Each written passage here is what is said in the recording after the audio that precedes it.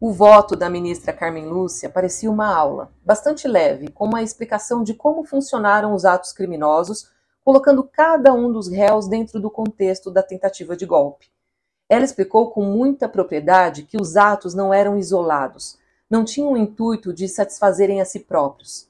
Ninguém queria matar Lula, Alckmin e Alexandre de Moraes apenas pelo simples ato de matar. Também não queriam montar acampamentos tão equipados como eles eram lá no 8 de janeiro para nenhum objetivo final. Por que os financiadores daquela estrutura toda investiriam dinheiro naquilo se não tivessem a perspectiva de alcançar algum objetivo maior, que era o golpe, que era manter Jair Bolsonaro no poder? A ministra Carmen Lúcia enfrentou rapidamente as preliminares e lembrou que elas já tinham sido superadas antes da discussão do mérito, que é o momento em que os ministros falam apenas da prática dos crimes. Mesmo assim, a ministra fez questão de pontuar essas preliminares justamente para confirmar o que já havia sido decidido e assim desmontar o voto de Luiz Fux, que foi de alguma forma sensacionalista nesse quesito, trazendo à tona esses temas novamente sem nenhuma necessidade jurídica. A ministra também falou sobre as urnas eletrônicas que foram atacadas durante o governo Bolsonaro sem qualquer motivação aparente. Ataque que só poderia ser compreendido se houvesse uma intenção maior. Não era uma mera opinião ou uma vontade de saber algum tipo de verdade sobre as urnas. As urnas não tinham nenhum problema que gerasse dúvidas para que se buscasse alguma verdade. Então, inventar que se quer uma verdade desnecessária era justamente uma forma de colocar a população contra as urnas eletrônicas, tentando desestabilizar a justiça eleitoral. Não para melhorar a democracia, mas ao contrário, para destruir ela, no sentido de abrir espaço para que Jair Bolsonaro se mantivesse no poder indevidamente. O sentido de uma organização criminosa ficou bastante explicado, tanto pela ministra Carmen quanto pelo ministro Cristiano Zanin. Ficou evidente que a organização criminosa é caracterizada pela prática de vários atos indeterminados. Na lei, o crime não exige, por exemplo, que uma organização criminosa pratique homicídios, sequestros, roubos. A organização se dá justamente na realização de atos como este, sim, assim como outros que também sejam criminosos. No caso do golpe, houve violência contra prédios públicos, ameaças ao poder judiciário, tentativa de assassinato, tudo isso junto mostra que havia uma organização de pessoas praticando crimes para um único fim. E como o objetivo final era a perpetuação de Bolsonaro no poder, é por este motivo que se tratava de uma tentativa de golpe.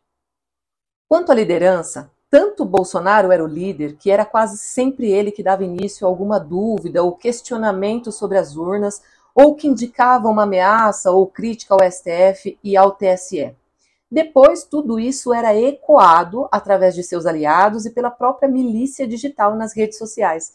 O objetivo era alcançar o maior número de pessoas possível para que ficasse mais fácil vender a ideia de uma intenção golpista.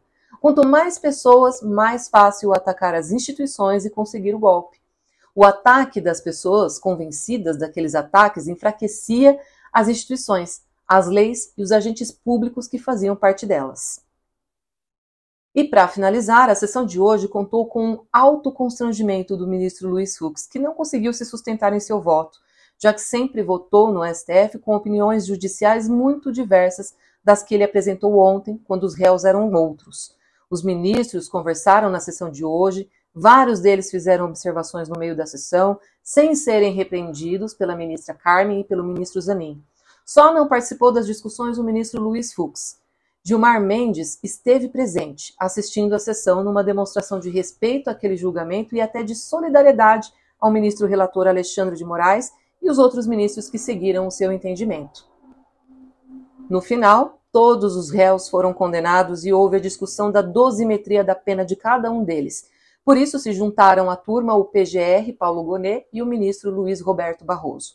Bolsonaro foi condenado a 27 anos e 3 meses em regime fechado.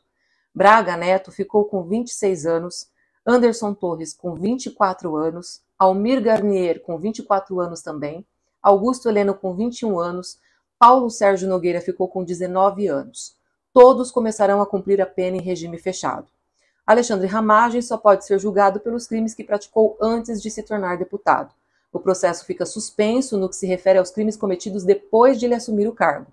Então agora ele foi condenado neste momento a 16 anos e 1 mês e 15 dias em regime fechado também. E a partir de agora, é só aguardar para verificar se as defesas tentarão recorrer e, enfim, a determinação de prisão de Bolsonaro e dos outros réus desse primeiro núcleo. Enfim, a justiça sendo feita pela primeira vez em relação a crimes contra a nossa democracia.